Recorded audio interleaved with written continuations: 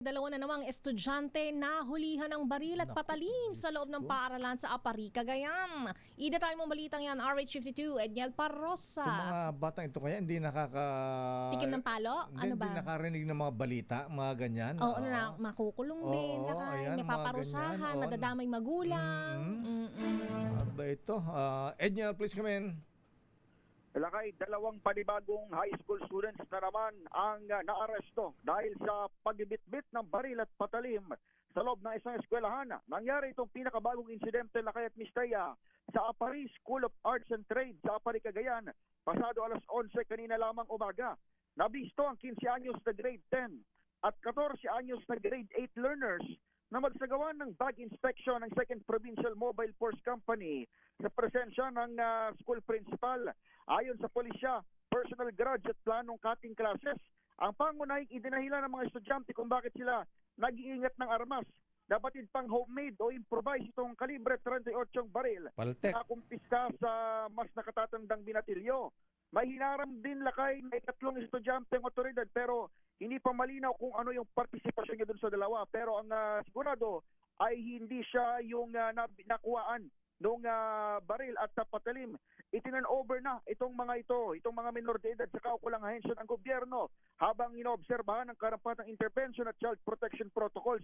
Kahapon lamang ibinalita ni Interior Secretary John Vic Remulla na isang planong mass shooting din sa paaralan ng naagapan naman sa Tolosa, Leyte. Kapikat daw ito ng pamaril sa San Jose National High School sa Tacloban kung saan 2 estudyante rin ang suspect at 3 pang ibang mag-aaral ang nasawing biktima. Ako si Edniel Parrosa, nag-uulat para sa DZRH. Una sa Pilipinas. Edniel, una sa Pilipino. ayan, idagdag mo na rin ito, itong report ni Teacher Thea. Oo. Sa President Corazon Aquino Elementary School sa Quezon City. 2 grade 2 students. Nagsaksakan naman ng lapis at ballpen. Oo. Paki-anuan mo nga yan, detalye niyan. Tingnan mo nga kung mai-report sa Quezon City Police ito. Yung isang bata na ginugulo. Ayan. Nanaksak ng lapis. Aha. At bilang ganti sa sinaksak ng lapis. Yung nagsusulat na bata na ginugulo, nanaksak ng lapis. Saan tinamaan yung bandang mata. Bandang mata. Diyos ko, muntik na mabulag yung bata. Ngayon, bilang ganti ng nasaksak sa bandang mata ng lapis, gumawa na, ballpen naman ang pinangganti. Sa tenga naman, bumao. Diyos ko, mga bata. Oo.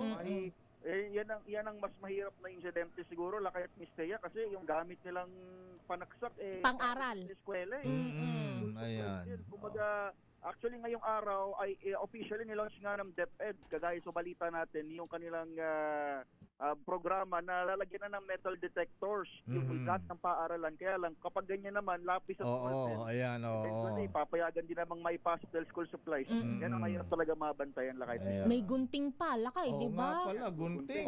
May protractor pa. Ay, yung ano yung naikot-ikot, compass. Ayun. Compass, ruler. Ayan ang siguro dapat talagang magsimula sa mga tahanan ng ating mga citizens. Ito foundation pa ng kanilang pag-isip. May lang kaya, Miss Thea, bagitin ko na lamang din, may factor na binabanggit yung Department of Justice sa kanilang report doon sa Tacloban na maaaring hindi lang ito basta simpleng violence. Maaaring may element of extremism.